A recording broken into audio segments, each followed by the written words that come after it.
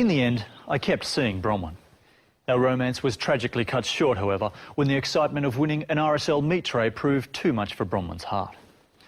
The bittersweet memory of holding a tray of delicious chops in one arm, whilst Bronwyn lay dying in the other, is one that will stay with me long after I've gnawed the last piece of crackling. Hello, listening people. Hello. You're listening to Spit and Posh Presents. I am one of your hosts, Ryan Swinsky. And I'm Bartek, the other host. Bartek, how are you doing? I'm doing alright. How are you, Ryan? I'm doing very well, 5 stars. That's good. That's a higher rating than I've heard in a while. Yeah, it's a very high rating. I give it a yum out of yum yum. Bartek, why are we called Spit and Polish Presents? Just to refresh everyone. For continuity's sake, we started in 2015 and we've kept it going. And what's the lore there? The deep, heavy lore. The continuity, what is it? Well, one day I was just minding my own business, spitting, and then your world was turned upside down. That was later, and then you saw me spitting and you said, I do that too. And I was like, oh yeah, and your last name is Polish. And he said, and he being you, said to me, your crazy consonant last name is also Polish. Spit and Polish, we should call ourselves that. Yeah. And then we said to each other, or I think I said it, but it might have been you that said it, that we should be a podcasting duo.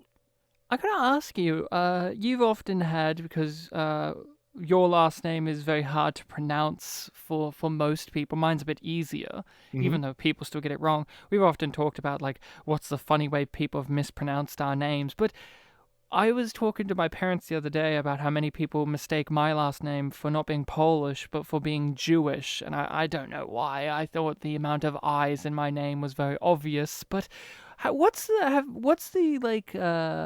the wrong origin for your name you've gotten a lot? Like, people don't often go, I would imagine they don't often hear your name and go, oh, that must be Polish, or Bartek even, but what's a country of origin people think you are from that you're not?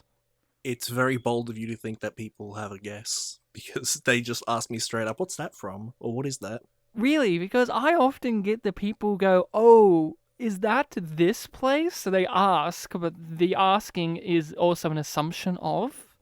No, I just assume that you would have gotten that too, because I have a weird last name, but you have a weird first name and last name, so I assume that people do that to you. If anything, it would be the first name, definitely not the last name.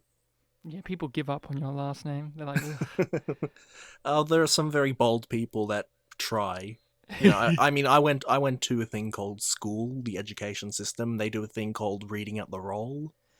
Some people are like, just, it's funny because I'm always in the middle because my last name's K.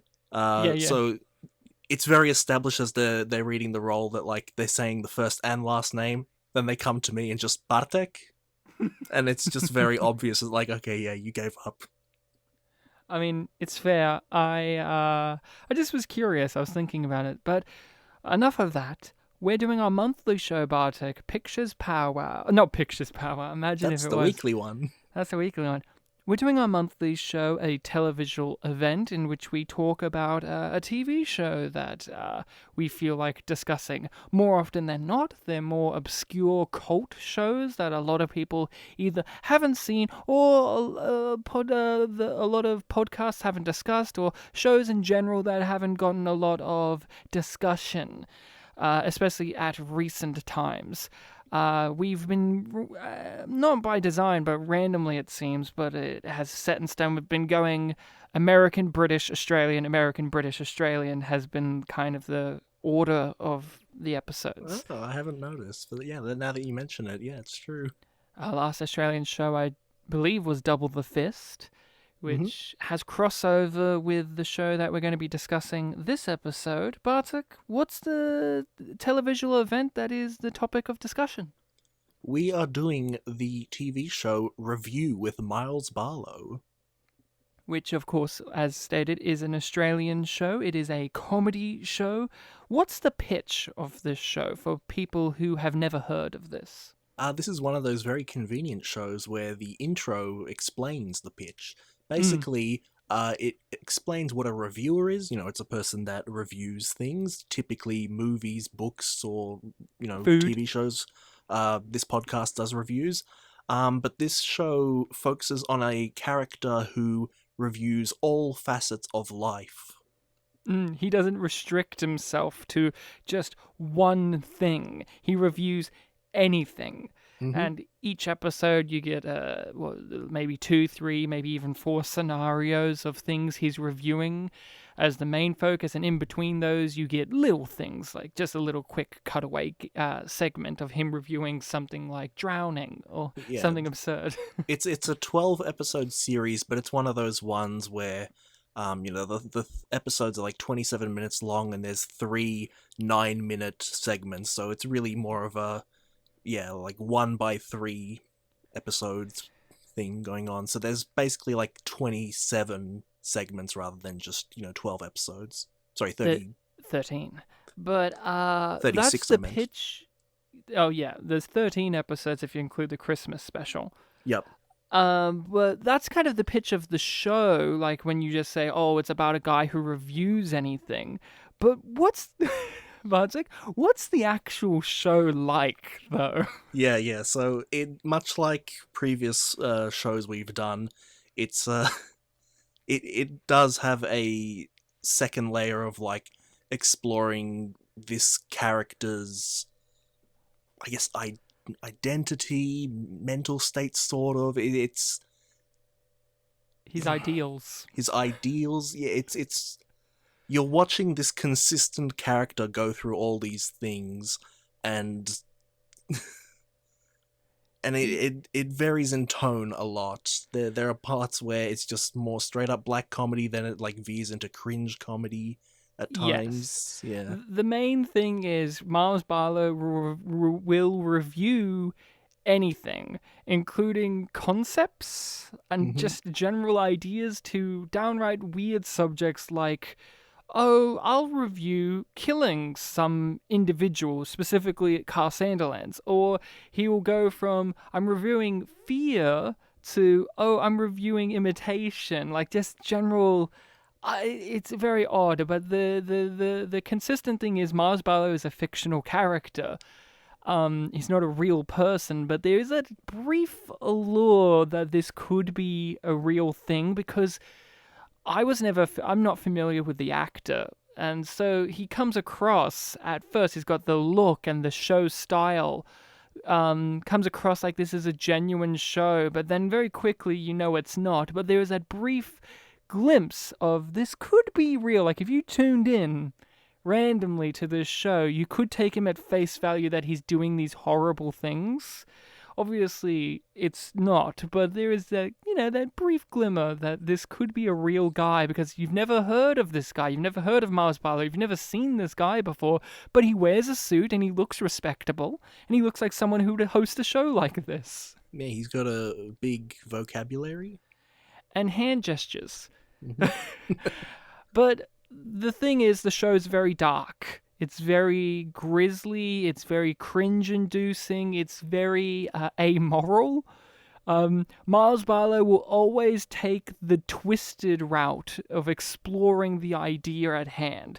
It's a simple, he's going to review art. What's it like to be an artist? And you're thinking, well, if this is a normal show, he would review, like, the struggles of being an artist. But immediately he decides, I'm going to use used heroin needles as my art form, but I need real used heroin needles, so I need heroin addicts. And then it just goes on and on. It keeps escalating to the point where he's got an apartment filled with addicts that he's supplying these needles to so that he can fuel his art.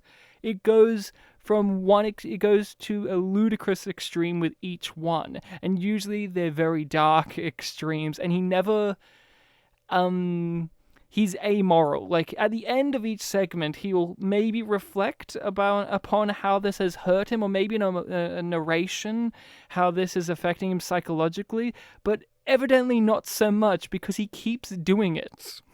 Yeah, it's odd. You can't really call him a sociopath, since a huge focus of what he discusses is his feelings, and especially more so early on, the fact that he kind of doesn't want to go through some of the things he's doing.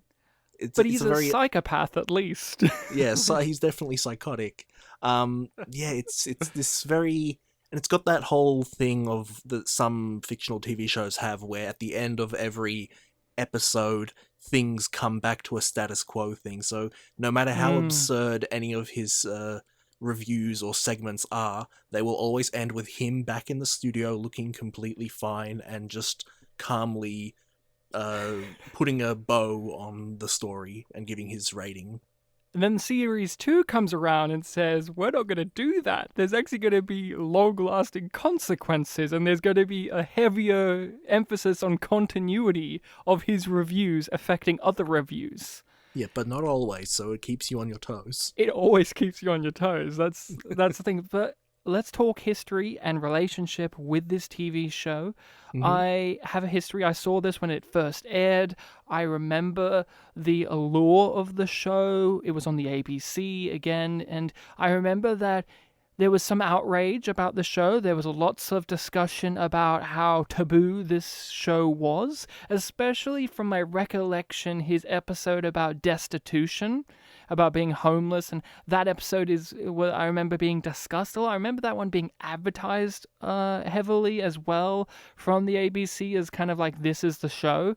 And I remember that it was a controversial show. There was lots of... during the mid to late 2000s, the ABC would have lots of controversial comedies. Obviously, Chris Lilly, who is still very controversial to this day. But Review with Myles Barlow was one of those shows. It was one of those, how could the ABC put this on the air? There was lots of vigor against it, and then somehow it got a second series. It came back, and it was even more so deplorable than the first. And I loved it. It was a show that I absolutely adored, and I appreciated. And like I said, Bartek, at the time, people didn't know who he was. So there were some ignorant people who didn't realize that this was a comedy show. They thought that who is this Myles Barlow guy? Like with Double the Fist, there was some outrage from people about, like, how could this get nominated for these awards, or how could this even be allowed on TV, and who are these people? What's their intention? And not realizing the intention is comedy. So I adored this show, and it's always one of those shows I think of when I think of great Australian shows, because also... more so than Double the Fist, this one has a great comedic idea. The idea of this random guy will review anything, and he will just go to absolute deplorable lengths to review whatever the subject matter is. It's such a great comedic idea, and the fact that they play it straight-laced, the fact that they play it with no comedy in it, like they play it like it's a serious drama in a way. There's obviously jokes and there's obviously a comedic air to it because it is a comedy, but they play it straight. The idea of it is just brilliant from a comedic standpoint, that you could do so much with this idea. And I think they explore the idea to its fullest potential. But what about you? Yeah, this is similar to some previous episodes. This is another one that you have talked about a lot, more so than Double the Fist. You've brought this one up many, many times. I remember, I think at one point last year or earlier this year, you, our friend Will, and I were at your house, and you showed us a segment from this show. And that was shown after, the few years of hearing about it from you. And I understood the premise of it from what you told me, but actually seeing it in action, it gave me an understanding of like, oh, okay, I see what type of the show this is. I don't remember for the life of me what segment it was. But it was one that got to me and that I would be interested in checking out. And then you told me we'd be doing it for Televisual event, and I think very soon after you told me we'd be doing it, I started the first season because I thought, like, yeah, why not? Let's get into it. Yeah. And how did you feel having now seen a full episode and the full show? I showed you a segment, you've heard me talk about it. I talked about it on a Double the Fist episode even. I think I bring it up more because it was a newer show that more people had talked about, so I was kind of a bit like, oh, you hadn't heard or seen of it, Bartek? It was pretty talked about at the time. But I can understand why it slipped you by. While Double the Fist, no one really remembers that show as fondly as I would like, and so that one doesn't get brought up enough, and even I don't bring it up as much as I could, but review I bring up more. But how did you feel having now watched Myles Barlow? It was a great time. It was interesting seeing the scope of the show change as it went along. Like I said earlier, not as much continuity at first, but still just a little bit. And also, since yet again this is another show where the real focus is on this one character, just seeing how his head operates, like I mentioned earlier, can't be called a sociopath because of these reasons, can be called this because of these reasons. So it was interesting seeing the lengths he would go and his views on them. Yeah. This is probably the darkest comedy we've discussed on the show. Are you a fan of dark or black comedy? No, I'd say I am. Yeah, it's very different from more straight-laced normal comedies. It's interesting to see, something different. Yeah, because I was just curious, because some people don't obviously enjoy it, because especially dark comedy like this, it's very confronting. It's very, like I've said several times, amoral in its view, like what it's exploring. It's deplorable, but there's just something primal. There's a joy, there's a kick one gets out of watching a show like this, in which you watch a character like Myles Barlow who has no redeeming qualities. He's not a likable person. He chooses the wrong path every single time, yet there's something still enjoyable enough about the events that you want to keep watching the show. And for some people, dark comedies, especially of that nature, are very off-putting. Like, it's very off-putting, a lot of the stuff Myles Barlow does. But I was just curious of what your relationship to that kind of comedy is, because I don't think of you as a huge viewer or fan of dark comedies. You seem more to me like you like your Blackadders, your more traditional, witty kind of comedies. But dark comedies more so maybe in movies and shows, perhaps you're a bigger fan of? I'd say so, simply because I don't watch as many shows. But yeah, this show had a huge range of them. Like I said earlier, there are some that hit the cringe comedy factor, and I could definitely feel the cringe there. And then there were others where it made you feel uncomfortable, and again, because I was trying to understand the main character's point of view, it melded well with the uncomfortability. Did it ever go too far for you? Was there a segment or a moment where you were too confronted by it, or you felt like this was too much? I don't think anything got to me too much. Like, again, I think I reacted more strongly to some of the cringe comedy aspects, not so much the destitution one or the murder one. Yeah, but still, some of the cringe stuff can be a little too much. Like, for some people, like the prison stuff has a lot of cringy, awkward things he does. Yeah, sympathy was the big one for me. We'll talk about sympathy. Sympathy. Oh boy. Is that the final episode? I want to say it is. I know he does happiness in the final. Happiness and acceptance. Oh, sorry, no, it's the second last one. Yeah. Yeah, where he does art as well. But I don't think, for me, I was ever too confronted, because it's always, even with dark comedies, there's some that still push it a bit too far for one's viewing. Like, and that's the point, right? They want to push you, they want to confront you. Like, I love Peep Show, but there are some episodes of Peep Show where I'm like, oh my god, it's too much, but I still watch it because it's funny. But I just feel overwhelmed. And there were some moments where I felt overwhelmed with Myles Barlow, for sure. I I would be remiss not to mention the most overwhelming one for me, and it's my personal favorite. It's the one I always bring up as, to me, it's the golden standard of Myles Barlow. It's where it's the peak of the idea, which is betrayal. Mm-hmm. Yeah, you bring that one up a lot. Betrayal?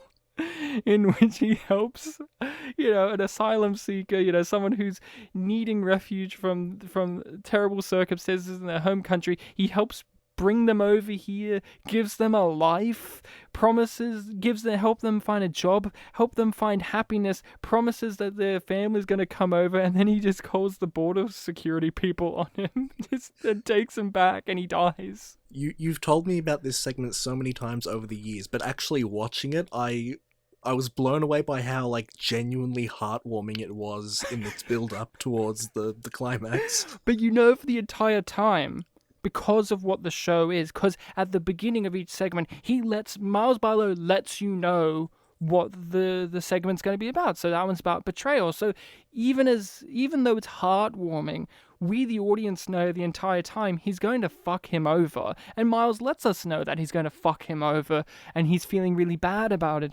But still, seeing it happen is gut-wrenching, but it's hilarious at the same time because of the construction of the show.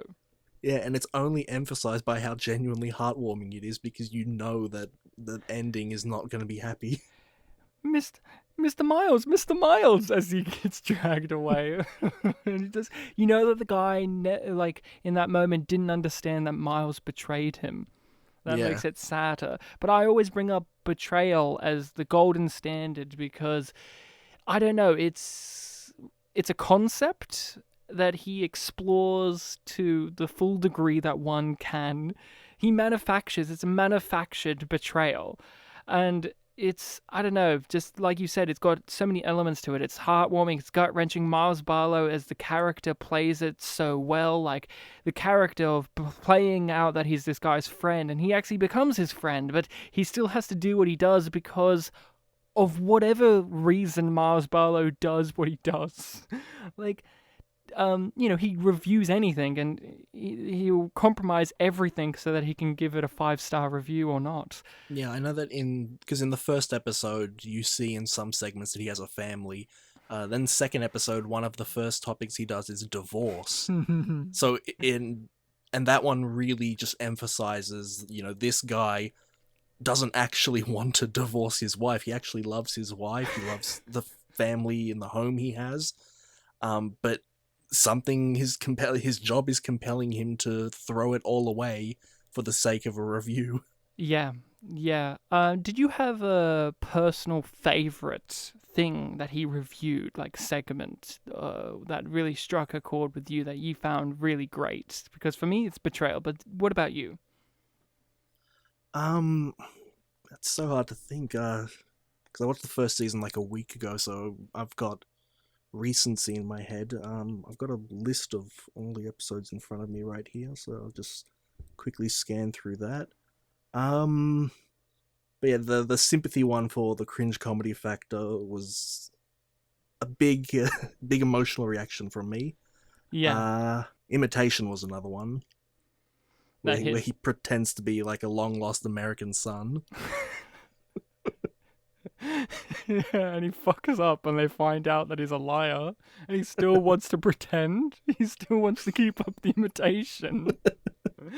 And the way he reviews that at the very end, where he compares it to a handbag or something, where you get a few wears out of it, but before it all falls apart, and you see it for the imitation it truly is.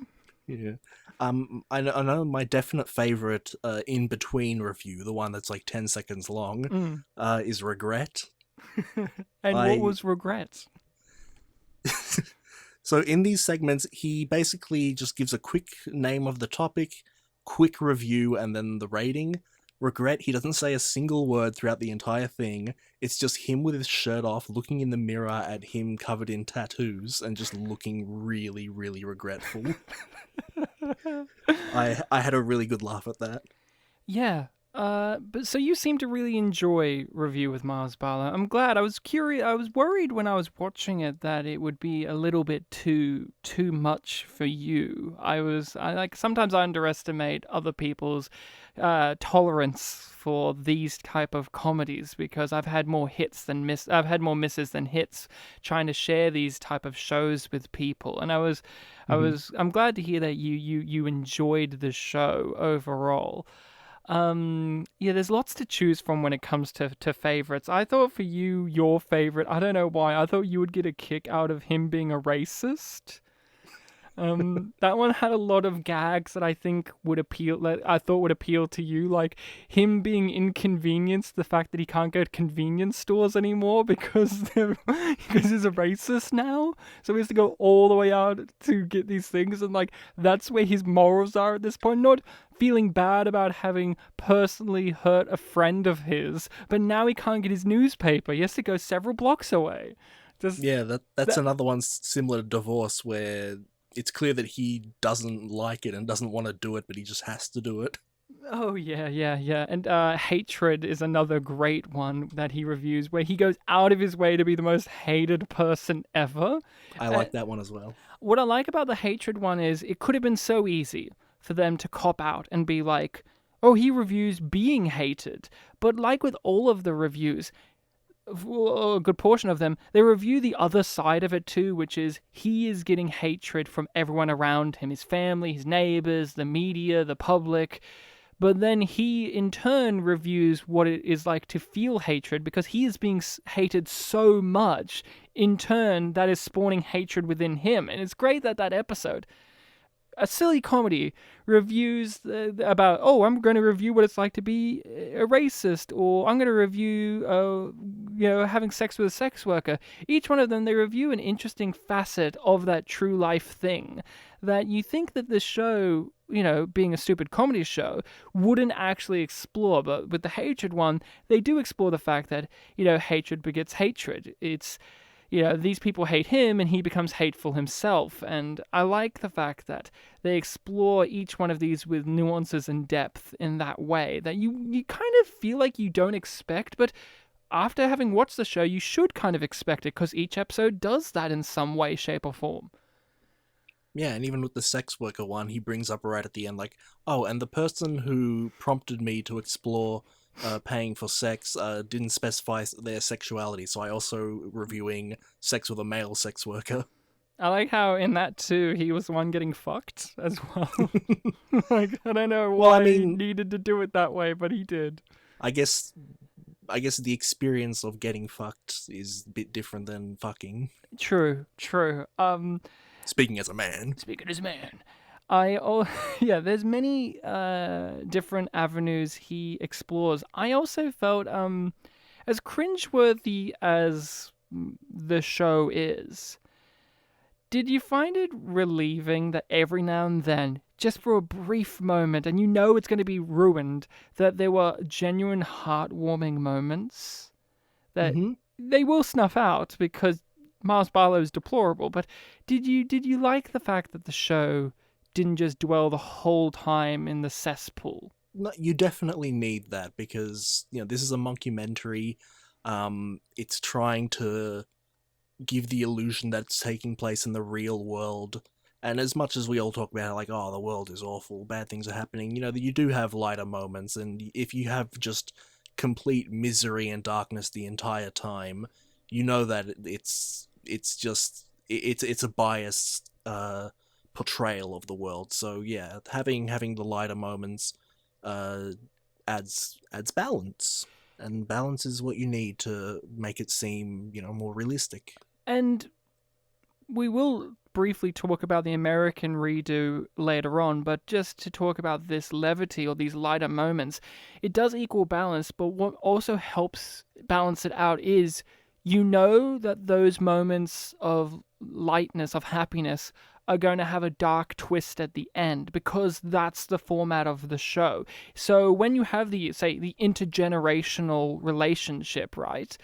I found it genuinely compelling and heartfelt that he felt more in tune with being the younger partner to the older partner, and that he got over the hang-up of having sexual relations with an older person, and he felt a genuine connection to her. But obviously there's going to be the dark twist where the granddaughter finds out, and then obviously the grandmother, she dies obviously later on in his little monologue at the end where he's describing holding the lamb roast and her dying body in the other arm. And but it was sweet. There's, even if it's for like 5 seconds of sweetness, you need, like you said, you need that balance. But it doesn't. That those moments of sweetness don't feel out of place. They don't feel like a betrayal of the show or of the tone of the show. But they're just respite. Like the Christmas special. Hey, it seems like Myles Barlow is doing pretty well with Christmas, but he's going to fuck it up because that's the show. And then he does by inviting Craig Anderson's, that character's dad, Graham's dad, and he fucks it all up. And, Well, at least the first segment ended with a happy ending. Yes, some do end with a somewhat happy ending. And, he does give positive ratings to things. Like, obviously, another golden standard, the one that this show is probably remembered for very highly, is having a dickhead for a friend. Oh yeah, that one's early on. That one's like the first episode, I want to say, right? Yeah, second segment, first episode. And that one has a somewhat happy turn to it. Like, there's no real huge dark turn to it. Like, he acts like a dickhead. His friend is deplorable, but at the end of the day, he gives it a positive rating because a friendship is a friendship. And those are more often than not inherently positive experiences. And I like that. I like that every now and then there is something positive that he's reviewing. Like, he gets something genuine out of it. Like, obviously it's kind of funny because, having a dickhead for a friend, the bad thing was you turn into a dickhead as well. Yeah, but he had a certain sense of freedom brought about from being a dickhead and having a dickhead for a friend, and that was something that came out in the end as being the stronger outtake. Because, a lot of these things, they have positive and negative values, and then whatever he liked the most would be what the review, the rating is based on. One of my favorite running gags, it only happens like 2 or 3 times, is when he's in the review, like when we're watching the review segment, and he's exhilarated by something and he screams, 5 stars! 5 stars! And then when it comes crashing down to the monologue at the end and he doesn't give it a 5-star thing, I just love that little recurring gag of just like Myles Barlow in the moment will give it a 5-star, but that, he has enough restraint and professionalism to reel it back and see it for what it was. Yeah, paying for sex, he gave it 5 stars in the video, but then a 2-star overall when he was in the studio. And in the first episode, when he's running around at the schoolies event naked, and he's like, 5 stars! That's right, that was a thing. That was a thing.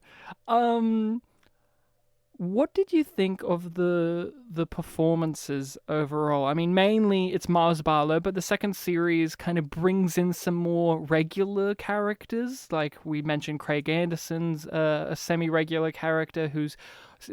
Craig Anderson was Steve Fox from Double the Fist, and he plays a character Graham. But what did you think of the performances overall? Yeah, all the characters that weren't really...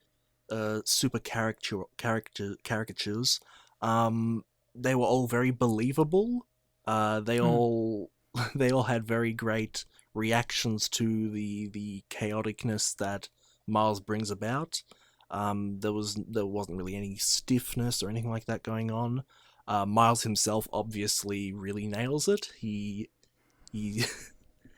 got this calm demeanor about him that gets tested in so many ways. He has moments where he breaks down, and the context that he tackles really bring out a huge range of things, of performance possibilities.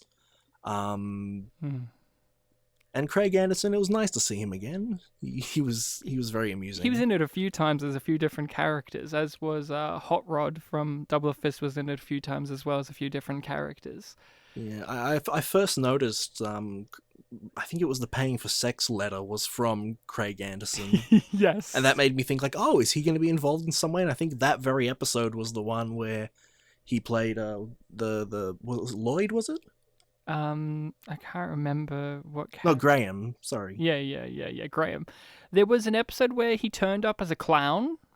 I'm pretty sure you mainly heard him. You didn't see him as much, but he was a clown. There was another. Was that the Josh Lawson reality show? Yeah. Josh Lawson That was really funny. Josh Lawson was amazing in this. There was another one where he turned up in the Destitution episode where he paid Myles to suck his cock. Oh yeah, I noticed his voice there. And he had his long hair, because this was around, maybe a couple of years after they did series 2 of Double the Fist. And then, yeah, he's Graham. And I think he's a couple of other characters here and there, mainly like voices on things that I noticed. But I love the performances in this. I love his wife. She plays it like a drama. That's what I'm saying. Like everyone, including Myles, Phil Lloyd, they play it like this is a real thing. And that's what's so relieving about it, because you could play this so silly. You could reduce this down to just being shock humor, and it's just there for the wink, wink, nudge, nudge comedy stuff. And obviously, the Myles character has his more overt comedy moments when he's, doing voiceover stuff, or when he's doing his reading of the letters, or his wrap-up review moments where he's doing this ludicrous amount of synonyms and metaphors and imagery that's so stupid, and but he plays it completely as if this is a real show. It feels real. Like the internal logic is sound to how his show operates. Why he gives things these ratings makes sense as well. Like there's an internal logic to each one of the characters, even if they're silly characters, like actors playing themselves, but they're like a weirdo version of themselves, like Barry Crocker. They have an internal logic and rules of how those characters work within this silly cartoon world, like David Stratton. David Stratton was a well-known, he is still a well-known film critic, and he was on the ABC with his, review show with Margaret, and David Stratton was always kind of seen as the serious one out of the two of those film critics, and he's kind of seen as a bit of a, straight-laced stick-in-the-mud type, a bit posh, and, a bit that, but you see him in this show, and he's still that, but they're putting that the real version of him, they're putting it in this silly context where he knows who Myles Barlow is and doesn't respect him as a critic. Yeah, and they've got this like dynamic rivalry. Yeah, because David Stratton's the most respected film critic, and Myles Barlow is not respected by anyone in the universe of the show. Yet he still has a show within the universe of the show. But I love the performances from pretty much everyone. There's not a performance that even silly little cameos like Chaz from Chaser being himself. Because at first you don't realize some of the characters are themselves, like they're playing a version of themselves, and then they reveal, no, that is them. And that's a little joke in itself. Yeah, that was really funny. Because we're a big fan of The Chaser, who are like a comedy journalist group. They are very political. They have had several shows, and they have a publication. They have a lot of things going on. One of them was a late 2000s controversial show on the ABC, as we mentioned earlier. Yeah, and Chaz is one of them, and as he mentions in this episode, he has a background in law, and a lot of them either have a background in law or media or journalism or that general sphere where if they weren't comedians, they would have real jobs. Mm-hmm. And it was nice to see a little cameo like that. I mean, I thought you would be thrilled by the Chaser cameos. There was a couple of other ones, like Charles Firth was Myles Barlow's doppelganger. Oh yeah, that's right. Yeah, but I thought you would really appreciate it, because you and I, we often talk about The Chaser as well as a comedy group that we particularly enjoy, and I thought you would enjoy that particular cameo from Chaz. Yeah. Yeah, and even in the Logies special, we had Chris. Oh man, that was so good. as an underwhelming celebrity. But I think the central performance, Myles Barlow, it's what keeps the show together. If it was played a different way, the whole show wouldn't work. I think it's a fearless performance, not only because he gets naked and he does all these deplorable things, but it's kind of fearless in the way that it seems like there's no boundaries that he's not willing to cross in the performance itself. Like, he really puts you in the shoes of the awkwardness really well. Like, there are many cringeworthy moments. Of course, sympathy, that segment being a big one to point to. But if it wasn't for the fact that Phil Lloyd wasn't adept at making us feel how uncomfortable the situation is, it wouldn't hit across, because Myles Barlow's in charge of each situation. He's the reason that these things have happened, and he could be played as this omniscient, cynical, detached jerk. But like you said, he doesn't want to be doing these things, but he does them because... Yeah, most of the time he doesn't want to. Sometimes he gets into it a lot, but... Too much. Yeah, a lot of them are definitely like he's forcing himself, but he still puts his all into doing them. He doesn't really hold back. So we've kind of mentioned sympathy. Let's talk about that segment. What happens in the sympathy segment?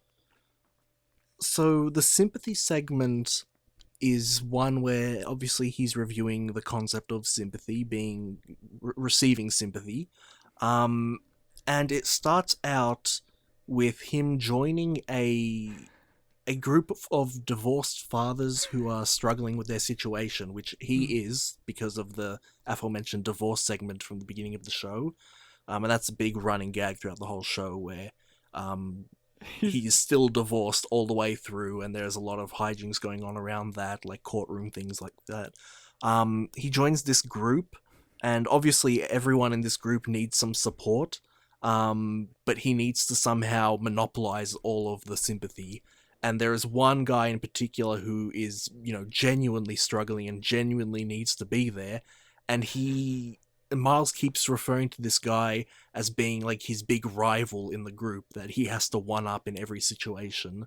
So Myles would like purposely injure himself, giving himself genuine injuries, pretending at times that he's having mental problems to monopolize the sympathy. Suicidal tendencies. Yeah, there comes a point where that rival of his goes off the deep end and dies. Yeah. And during a moment of silence for him, he just interrupts it by stating, that he tried to kill himself again. Yeah, completely stealing the moment from him. And again, Myles is a psychopath. He thinks that this guy was somehow aware of what Myles was doing and was competing he thinks he with was him. Competing, yeah. How would the guy know? Like, how would the guy be competing with Myles? Like, Myles doesn't understand other humans. He only understands himself. And even then, he doesn't understand himself because he's psychotic, and as happens many times within a lot of episodes, he gives himself serious mental illnesses, and he treats it like, well, the review's over, so that's gone away now. Yeah, that's right. Which doesn't work, and the show proves it doesn't work because he gets worse and worse and worse as it goes along. Like, addiction. I got addicted and now it's over, but anytime he's given some booze or something, he'll get instantly hooked on it and just fall off again. It just doesn't go away. Like, his divorce has serious repercussions, but sympathy, it's just such a... Because you're thinking, he's going to try out giving sympathy. But he really doesn't. He just immediately goes for, I want people to feel sympathy for me. Again, selfish. Yeah, we haven't focused too much on the stimulus to each segment, which is he receives a letter from someone who's basically asking him for advice, and he tries to analyze the main idea in this letter to review. And sometimes it's very straightforward. Yes. But most of the times it's nebulous. It's the kid wants a telescope, and Miles sees it as, oh, I need to review voyeurism. Or, yeah. Like, a lot of the time, he'll go, like we said, within the reviews, he goes to an extreme to get to the point, but before the reviews, he goes to an extreme to pick what he's going to review. A simple letter saying, like, this is happening, and he'll pick up, oh, this is reconciliation, or this is this, or this. He goes to ludicrous extremes, picking what he wants to review in the first place. So again, the structure works perfectly for how we know we're going to get a dark twist to how it's going to play out, because the introduction to what he's reviewing already has a dark twist to it. A lot of the jokes in the show are visual jokes, such as when he's sitting in his chair and you see the TV screen behind him and you just see the word come up of what he's going to be reviewing. And that in itself is hilarious, because you're going, oh, this is what he has extrapolated from the letter. Yeah, and you've already mentioned this, but like sometimes it's very specific, like killing Carl Sanderlands. Yeah, sometimes they're very specific. But Sympathy, in that one, he pitches, oh, I'm dying. And you think, even though Series 2 has had a stronger continuity than the first, you think, oh, well, that's going to go away after this episode. Like you said, the status quo is going to be reset. But him faking his death idea is a major component in the next episode's review. Of happiness, of yeah. happiness, because it makes happiness happen, and then it ruins happiness for him, in a way. Yep. We talked about when we did Double the Fist. Double the Fist had a first series and a second one, very different to one another, yet also very similar. You could say the same for Myles Barlow, like the structure's there, but we've been talking about the second series focuses more on creating a lore to the show and creating, these characters that are running throughout and giving more consequences to Miles' reviews and giving a stronger sense of continuity. And we're talking about that in a way that seems like we both enjoyed that decision. Why does that work? Because Double the Fist, they wanted to do a similar thing. They wanted to take the format, redo it, and kind of vamp it up, have continuity, have character arcs, have journeys, all that stuff. It didn't work for that show, but it kind of works for this one, where this one's also a simple idea of all you want to see is Myles Barlow fuck up in each segment. Why does it work here? At first, when I started watching the season and got up to second, third episode, at first I was wondering if I liked the decision to do it. And ultimately, since I think it worked, it doesn't bother me in this one. I think it might be because it still has the tight structure of 3 9-minute episodes. Not all of them actually contain any continuity at all. Only occasionally does it pop up. I think there might have even been like 2 or 3 episodes in a row where there wasn't really that. Well, that's a bit of a bold statement. There's usually always a reference to divorced wife, and the wife appears for a scene or two. Yeah. But for the most part, the topic that is being covered really is the central point of it. Like maybe with the happiness one, when it brings in the thing from Sympathy, that one doesn't pass as much. But since it's the last episode, it's leading up to a certain conclusion. And I think the fact that it still does have this sort of individuality, not a complete running story where even though the Double the Fist season 2 had the whole premise of every episode we're covering a different topic. The focus was largely on the continuity and moving towards the next plot points, and the whole reality TV show aspect of that season didn't really work as much because we were just watching characters act and further a narrative. Whereas with this one, every single 9-minute segment is still reviewing the one topic, even if things are coming in. Yeah. It's still focusing on its idea. Yeah, I completely agree. It's instead of Double the Fist season, second series felt like a change, while this felt like an evolution of the idea, because this still feels like the pitch of the show. It still feels like the format of the show. It's just evolving it. It's saying, what happens if there's consequences? And I think that works in two ways. One, all of the characters feel in line with where they were the first series. They still feel the same. Well, Double the Fist, they didn't feel the same. They felt changed to match what they wanted to do. While this, they feel the same way. Like Myles Barlow reacts the way you would expect him to react in the second series like he did in the first. And the other one that I find to be very important is the first series of Myles Barlow in general, is each segment is in a way serving as a tale of morals. It's a moral play in a way where, although he's choosing the wrong morals, that in itself is telling us what the right moral is. And you could just keep doing that in a stasis, but the decision of let's expand upon that, let's actually explore the moral implications further, and more so the ramifications, it makes sense because the ideas are little moral plays.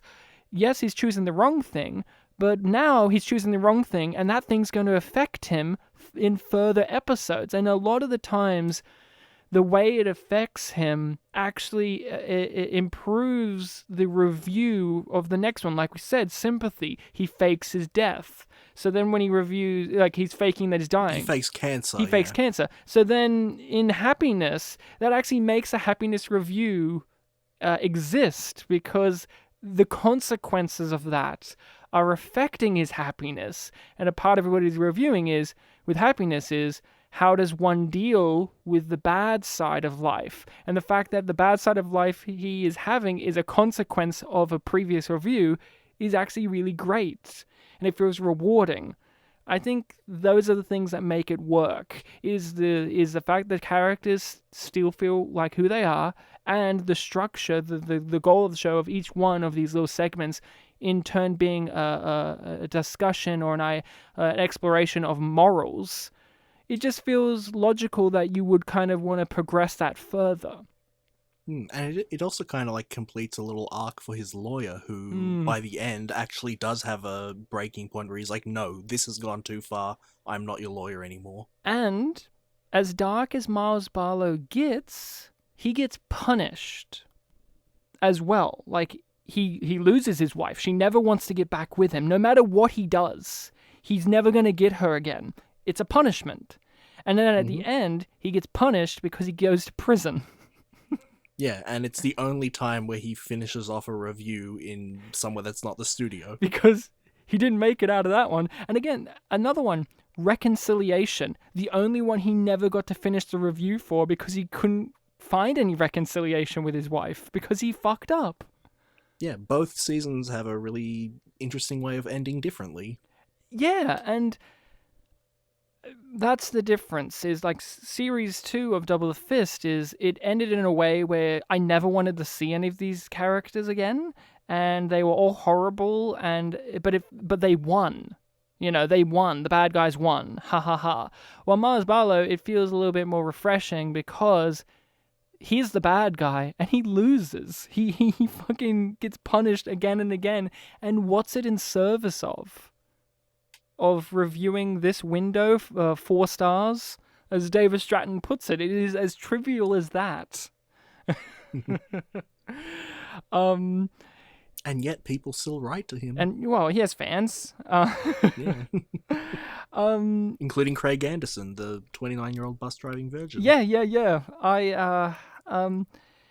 Did you, I'm trying to think, there's so much that I want to bring up. Did you have a favorite celebrity or, minor Australian celebrity that turned up in here? I recognized a few. Like, there was Heath Franklin at one point. There was Chaz Licciardello, Josh Lawson, David Stratton. Andrew O'Keefe.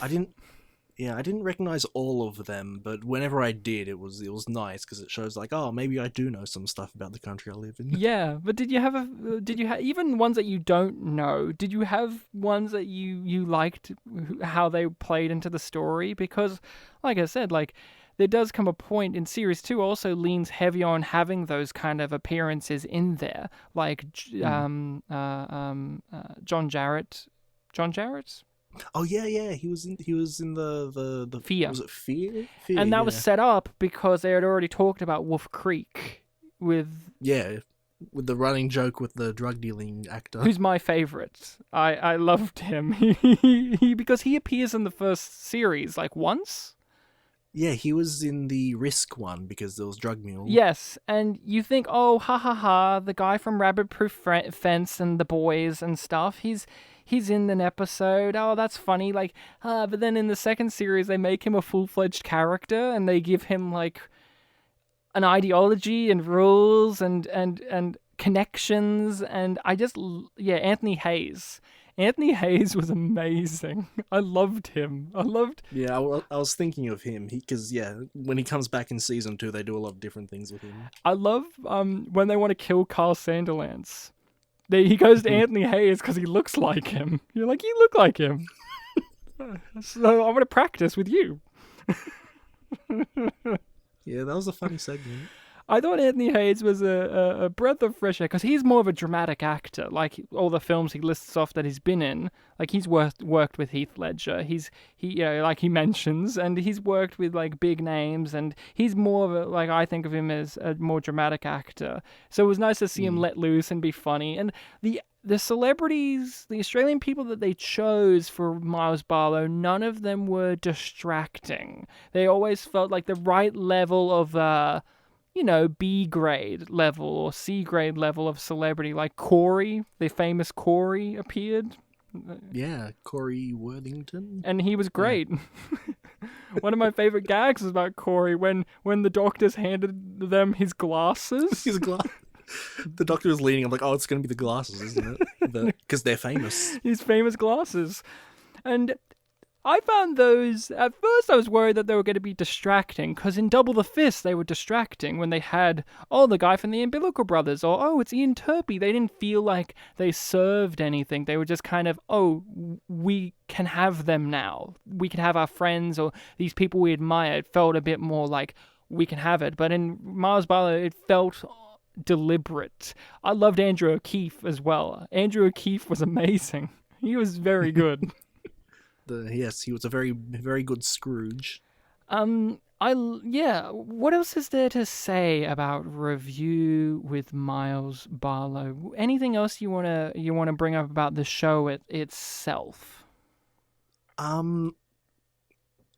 might be misremembering something, but in the years where you've been talking about the show, did you bring up at one point that there was an episode where Myles Barlow amends or gives a different rating to Betrayal or something like that? No, I don't remember saying that. Oh god, for some reason, because when I walked into this show, I had this idea that like, oh yeah, there are these things Ryan mentioned. There's going to be an episode on Betrayal, there's going to be this, there's going to be that, and there's going to be an episode later down the line where he deals with someone and ends up betraying them, and he talks about how like, I already reviewed Betrayal and it wasn't a great experience, but since betraying this guy, I see the upsides to it. I give it this rating. Maybe you got it mixed with... He has a kind of similar thing with murdering Carl Sandilands, where he kind of does bring up that he's kind of touched upon this before. Maybe that was but it, yeah. The twist with that is he has to kill his friend Carl Sandilands, the other Carl Sandilands, because he just can't get the real one. Yeah. Because of consequences. Okay, yeah. He's not allowed to America anymore.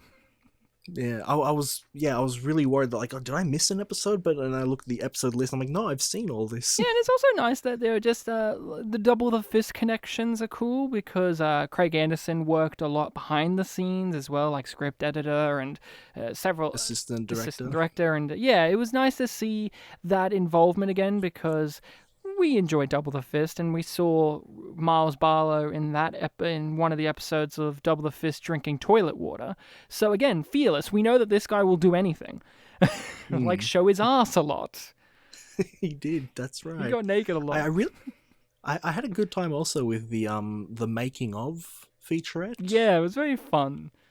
Yeah, for a show that, like, you know, kind of gives off this posh exterior, I guess. You know, we're reviewing something.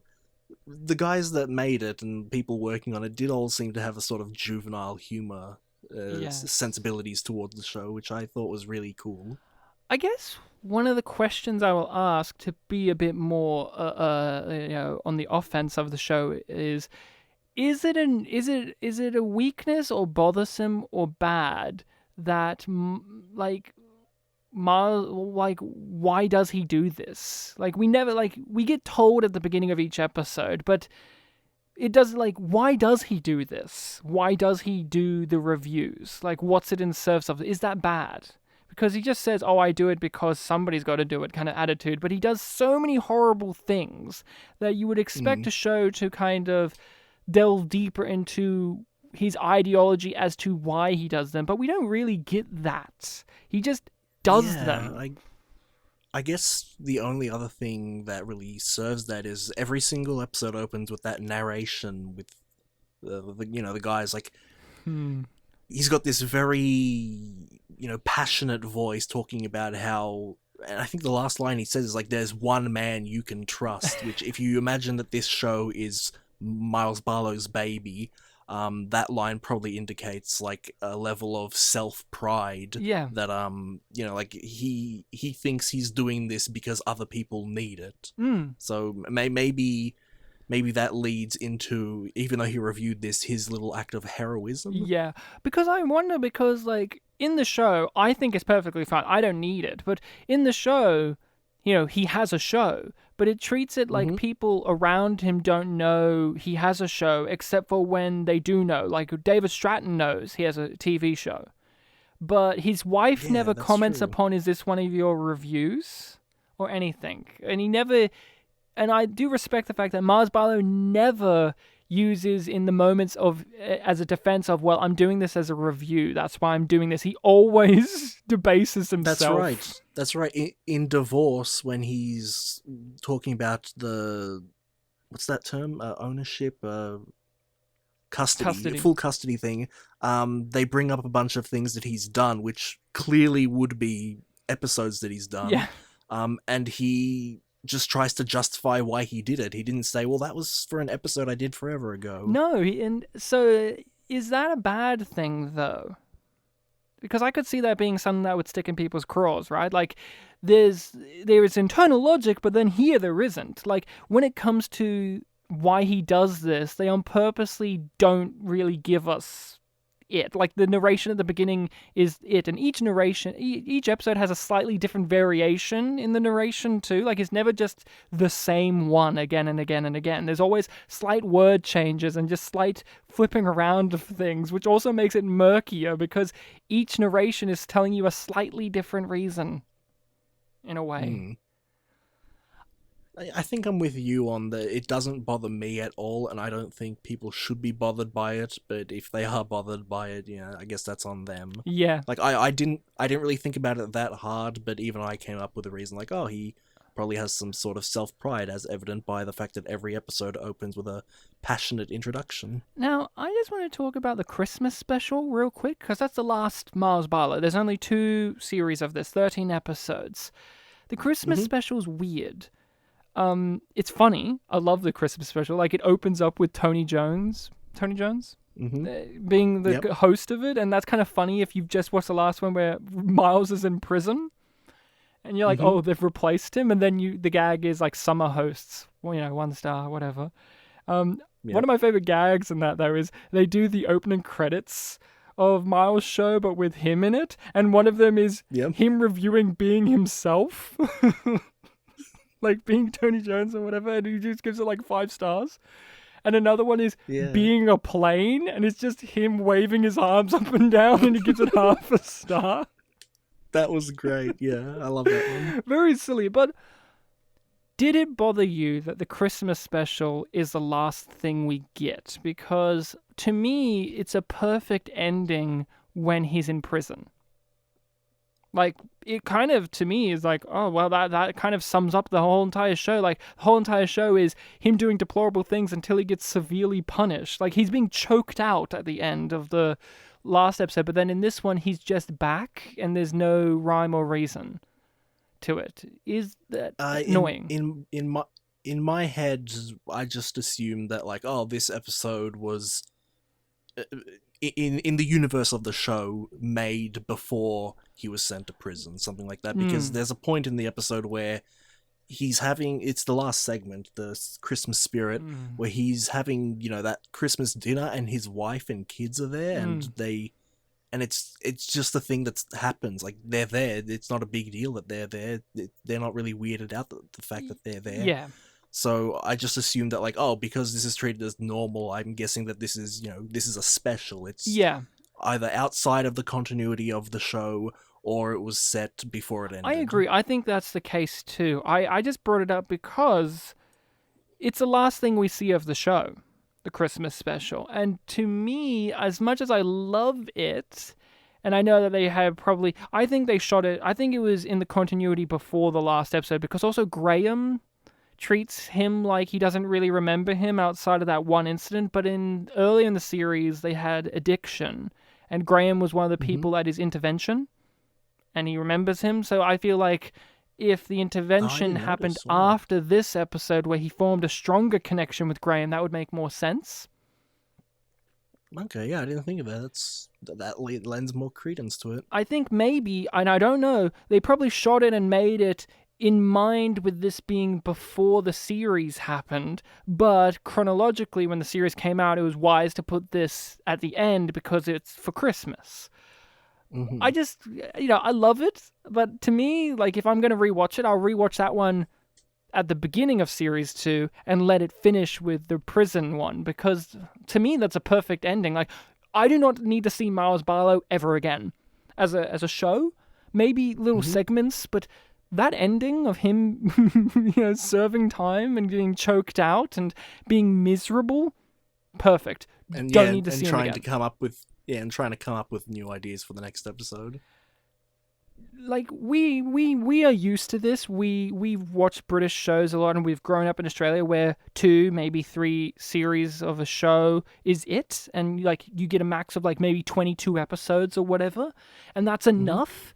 And this is a great example of why that's enough, because to me, I think they explored the idea fully. I don't know what else you could do with it. I don't know how else you could top what they did. I think they ruffled enough feathers. I think they explored enough weird concepts and ideas. I don't think there was anything more that they needed to do with this, and they didn't. They just left it there. And they left it to the Americans. Let's talk about that, shall we? Sure. Did you know that there was an American redo of this? I know you didn't know much about this show, but did you know that there was an American show that went for 3 seasons? So I think in the years of you talking about it, you might have mentioned it. And you mentioned that you weren't a big fan of it and that it's not as good as this show. But that's all I knew about it. When you told me, oh, well, let's do this show, and also you can check out the American show if you want to feel a bit masochistic, I was like, oh yeah, maybe I will. And then I looked up how many episodes there were, and I was like, Jesus, there's like 36 episodes or something? Yeah. Did you check out one? I checked out the first episode a couple of hours ago, and yeah. The first one's a great one to compare it to, because the first one's a pretty much a replica of the first episode of Review with Myles Barlow. I watched this show. I probably watched the first season of the American Review, being a big fan of the Australian Review, and I'm not against this idea of them exploring it themselves, because I think the idea of Review as a concept, comedy-wise, like I said, is brilliant, and you could do so much with it. And I think the lead, the guy who did this, Andrew Daly, I like him as a comedian. I've enjoyed his work. I think he's very smart. I think he's very clever. I think he's got a lot going on, and I heard that, he's going to be kind of steering this ship. Okay, I think he would actually be a good good in charge of this. I think this would work. I was actually excited for it, Bartek. Mm-hmm. I hate it so much. I hate it so much because they make so many decisions that I go, this is why the other one didn't do this. There's so many, like, but before I get ahead of myself, what did you think of it? Oh, I thought it was better, so yeah, fuck Australia. What did you actually think of it, though? I thought it was bit okay, bit off compared to what I was expecting. Like, I can definitely see some people liking this more than the Australian one, and maybe even just liking it in general. And when I was Googling about it, everything that I found seemed pretty positive on it. Yeah, but it's there was higher also- rated than the Australian one. Yeah, but there's also this like underlying thing of like some reviews or comments about it. It's like, oh, I didn't realize this was actually a remake of an Australian show. So that they'd be looking at it as its own thing. So when they call it, clever and original, if they don't know that it's a remake, then yeah, that lends credence to it. But Yeah.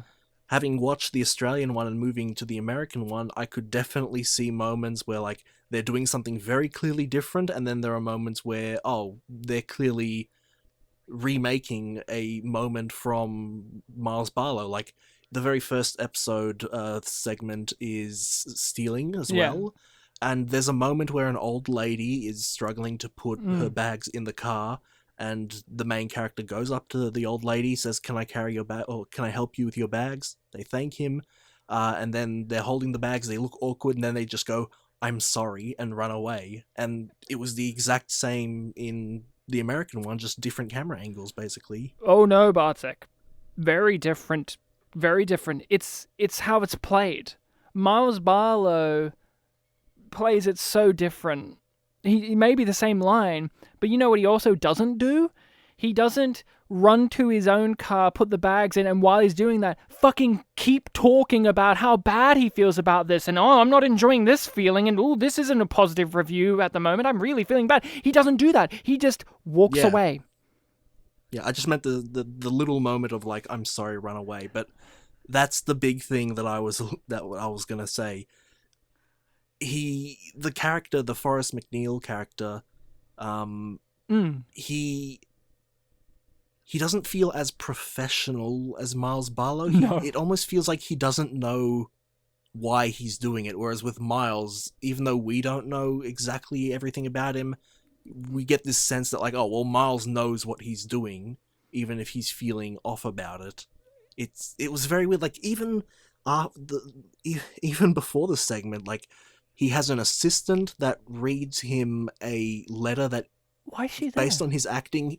Sorry? Why is she there? She doesn't do anything. I've watched the show. She doesn't do really anything. She just sits there. Oh, jeez. But yeah, what I was going to say was after she reads him the letter, the first one was a video thing. The way that the main character acts, it seems like he didn't know what the letter was or the video thing was. So again, that immediately lends credence away from the fact that he knows what he's doing. And then you even get this shot of him just like walking out of the studio to go do the review, and it just feels really weird. Like I guess maybe that's what the character is, but and then he goes to the store and just explains like, okay, this is what I'm going to try out. There's no and surprise. I'm going to give you my straight up reactions and my thought process as I'm doing it. Oh no, Whereas Bartek. Myles, We don't even get him go straight to the store. We go to his fucking staff room where he practices the scene that we're going to be watching in the next scene with his staff. And then we get him driving to the store with his staff, describing what they're going to do. And then we have him in the store describing what he's going to do, instead of just letting it be a surprise. yeah, that's true. Because we're dumb. No, I'm sorry. I'm getting very aggressive. I had hope for this as a series. I did. And I've watched the first series and I've watched the last episode because I knew Phil Lloyd was in the last episode. And he does not play Myles Barlow. Big strike. They should have gone to play Myles Barlow. They should have had the two face off against each other. It would have been great if Myles Barlow appeared in the last episode and he was reviewing review. Like, he was reviewing what it was like to have an American remake. of his show. That would have been fucking excellent. But no, he just plays Phil from Melbourne. It would have been excellent for us, yeah. But it would have been a great idea that, oh, there's another review show. It's not just Forrest McNeil. There's another one who's not impressed with his one. That would have been great. Like, he could have played the David Stratton role. Myles Barlow could have been David Stratton. Maybe they could have had a review off and, like, review each other's show. Right? But they could have gags about how, like, oh, this scene with the old lady is the exact same or whatever. Yeah, I'm not a fan of the American review, and there's many reasons as to why that we could do a whole episode on just having watched the single episode to compare. But one of the differences that I think mars the American one is not because it's more sentimental and more light-hearted or whatever. That can be fine, but what I think is the difference is that I do not like is they play it like a comedy. Forrest McNeil is a wacky comedy character. He's constantly smiling, and he's a bit of an idiot, and he doesn't know what he's doing, but the women know what they're doing in the start. Like, he's an idiot, and oh boy, he doesn't want to do these things, but he's too dumb not to. And his wife, oh boy, she's reading a book while listening to headphones while he's doing ice, or whatever it is. Like, it's played like everything's a gag. There's a moment where Forrest McNeil leaves the room and the camera pans over to Fred Willard so Fred Willard could do a comedy set. That would never happen in the Australian version because no one played it like they were in a comedy. They were playing it like this was a real show. Yeah, that moment was really weird. It was bad. That's what it was. It was terrible. And that's the difference that I think, makes it lesser is it never feels as biting or as sharp because they're playing it like it's a comedy club. They're playing it like they're at Mad Libs. They're playing it like who can shout louder, the ideas aren't inherently wrong because obviously the Australian version did them. But I think if they played it more straight-laced, it would work better. But then again, you're going to have the same version you're going to have the same show as the Australian one. But I don't think there's anything wrong necessarily with the American approach of having it be a bit more silly and lighthearted and a bit more goofy. But it's how you still play it like it's an outright comedy. Like, one example I point to is It's Always Sunny in Philadelphia. Very outrageous show. Very over-the-top comedy show. They're very much comedy characters. But they have such conviction in their performances, and the guerrilla style of It's Always Sunny with their shitty camera and it's kind of handheld and shaky a little bit. They feel real. They feel like they're not playing it like they're in a comedy as strongly as this show is. So it loses everything to me. Yeah, there were a couple of moments where it felt a little like the Australian show. Mainly it's like camera work when he was talking to people on the street and like the camera was a bit further away and a bit more handholdy. But overall I like the Australian one more based on the first episode. I won't be completely unfair and say that it's awful because I've only watched the first episode, but I'm not sold on it based on that. No, and I just wanted to bring it up briefly because it's always interesting when we don't often get the American version of an Australian show, and if we do, it gets cancelled real quick, like Kath and Kim, the American version, gone. But this went on for 3 seasons. Longer than the Australian show, higher rated because more people have seen it. Yet I've never met anyone who's actually watched it. It's one of those amazing shows that, like, when I say amazing, like, it's a high-rated show with big names, like, relatively well-known names in it, with a great concept, and yet I don't know anyone who's ever heard of it. Like, there's so many shows like that are just, like, you find out, like, 10 years later, wait, this was a show that went for 6 seasons, yet I never heard of it. And this is one of those, like you said, you were a bit surprised of how many episodes it had. Like, I was, yeah. And yet you never heard of it. Nothing from it seemed familiar outside of having just watched the Australian version. That's true. And also another thing that doesn't work about the American version is, and this is again from just the first episode, but again, I've watched the first season, so maybe it changes, but if I had not watched the Australian show, I didn't fully understand, just having watched the first episode again last night, the first episode didn't fully communicate across with the narration at the beginning and the actual show of what the show is, like his show within it. Like, Myles Barlow makes it very clear to me what he's doing and what he's reviewing and what's happening, and that he's reviewing everything. But the Forrest McNeil one, it just didn't come across as clearly to me. Like, I was watching it with my wife, Rachel, and she was very confused because she understood what the show was because we just watched the Australian one, but she was confused with how the American one presents the core concept. It was very kind of muddled.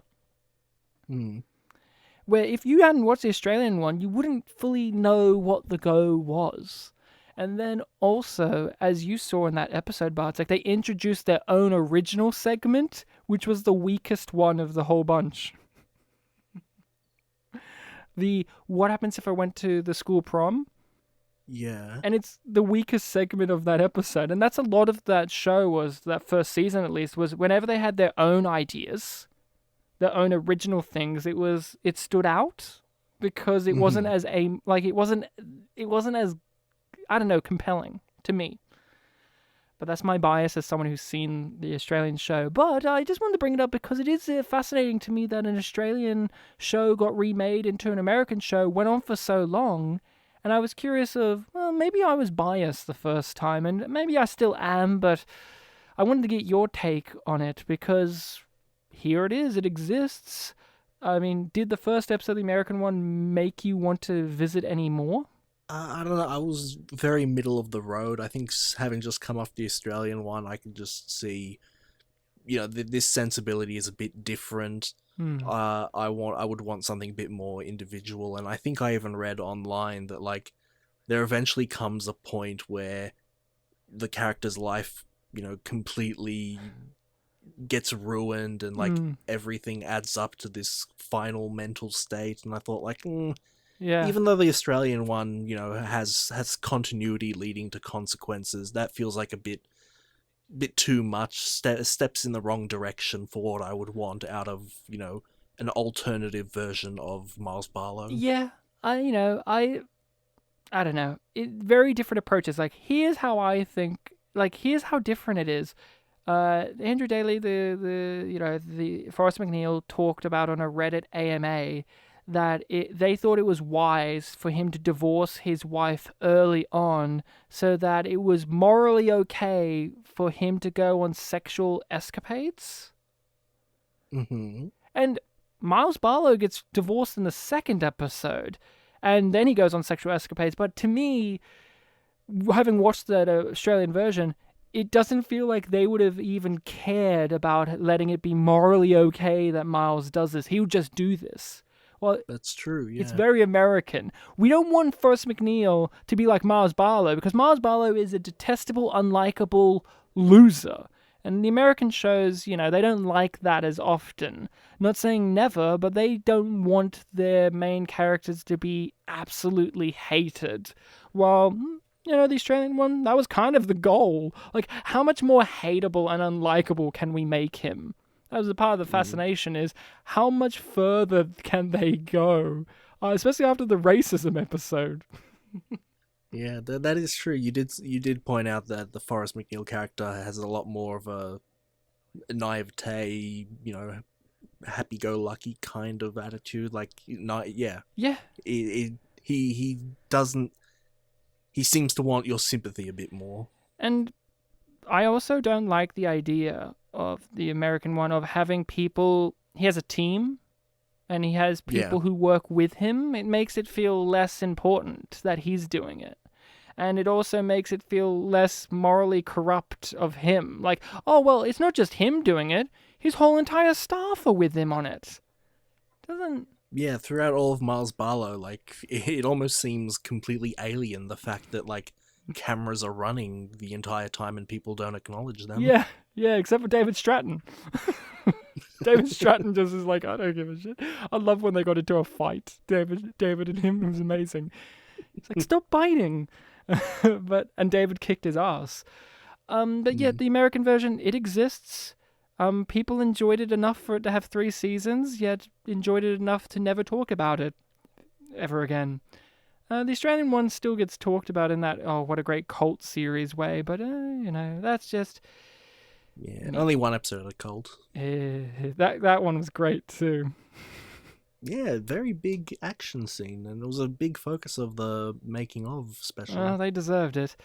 What would you give Myles Barlow, review with Myles Barlow out of 5? Yeah, well, it was funny. It was funny, but, I can't go around saying that, this is a great show because some people might copy things that happened in it. So I think morally I can only give it about half a star. Like a lifeboat. Yeah. But the star is the sun, so it's a very big half a star. Yeah, I mean, I give it 5 stars. I think it's perfect. There's nothing that I would change about it. There's no fundamental flaw to me. All of it is great. All of it. I love it. It's a brilliant show. And if you have seen the American one and you somehow still sat here and listened to all of this, it's still worth checking out. There's so much that we haven't even touched upon that are huge, monumental, fucking horrid moments or brilliant moments within the show, because there's just so much. I think one of the big things I really liked was every single episode ends with a, next week I'll be doing this, and the last thing he mentions you actually have like a little video clip of, and they're always like really funny and things. they're never the thing that's on next week. Yeah, they're never ever, but that's why they recorded there, just for like shits and giggles, like wandering too far from a nudist colony and just walking naked out of some bushes. So good. Well, that's Review with Myles Barlow. Such a great show. I mean, another factor that works with it too is, no offense to Phil Lloyd, but I think he kind of knows this because he plays it, is Myles Barlow looks psychotic. Like, he just has these dead, cold eyes, and his hair, the way it's combed forward, like, they really embrace the fact that he looks like a serial killer. Like, they embrace that a lot more as the show goes on. And I think that's a huge strength too, is he just is this blank-faced, cold-eyed psychopath.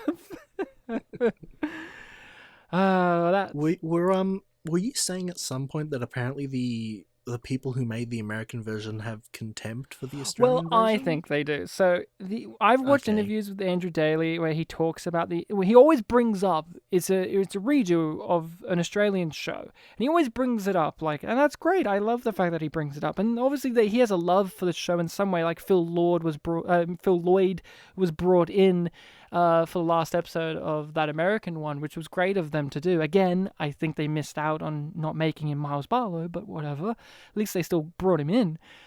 It's just in a lot of interviews, he kind of just talks about that, and I fundamentally disagree, but again, it's different perspectives of, the Australian one had brilliant ideas that, they could have fleshed out more. It's a lot of, we have done that now. Like, he divorces his wife, but it doesn't really feel like they don't exploit that enough. They don't wring that out enough. Like, it's a lot of feeling like the Australian show just was the tip of the iceberg, but luckily we explored more than just the tip. And I don't agree. I think Myles Barlow, the review with Myles Barlow explored so much with its idea to the point in which I just said, I don't need to see any more. I think they did as much as one could with it. Okay. But I always feel a slight level of contempt in Andrew Daly's voice because he just has that kind of delivery. But to me, it's just, I'm a huge fan of the Australian show, so when I hear him saying I think the Australian show didn't do as much as it could have, I'm like, I think it kind of did. He's clearly just trying to talk his show up. Exactly. It's all for, the press of the show.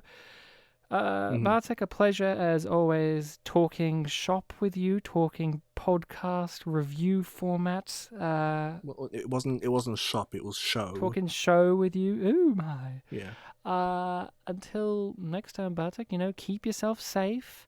Don't go out reviewing stuff yourself. You leave it to the professionals like Myles, or you're going to end up in prison.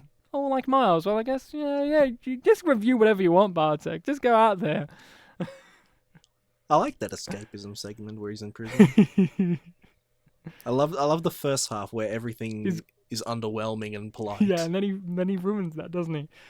Ruins everything. Listening people, you can find us on those social medias of Facebook and Twitter, Spit and Polish Presents. We also have an email, spitandpolished@gmail.com. Feel free to hit us up on all of those. Let us know your opinions on the show or even the American show. And if you, by chance, worked on the review with Myles Barlow, I'd love to hear some further kind of behind-the-scenes stuff or, like, where's everything gone now? So all of that's in the description of this episode. Bartek, we are on all the podcatchers. What should people do if they feel like we are so good that we deserve a 5-star? If they, if talking to you, Ryan, if they, talking to the listening people, if you want to give us a 5-star or any sort of rating, you can do that on Apple Podcasts. You can do that on various other sites. I think we're on iHeartRadio. We're on Stitcher. Said Apple Podcasts, Stitcher. All of we're the not bad on boys. Google. Are we on the Google? We're on all of them, baby. We're even on a We're on Spanish all- streaming one. We're on all of them. If you're on YouTube, you can subscribe. You can give us a comment. We receive a lot of comments like, what the fuck is this? Why is it just two idiots talking? You can be the next one to do that. People who don't understand when it says podcast in any of the written words. There are so many. Poor and Indian people who want to illegally stream some movie. There was one recently where it was like, when does the movie start? Or does the movie start? We'll never know. Yeah, it's never anyone that clearly speaks English well or as a first language, so it's very odd. Well, until next time, listening people, remember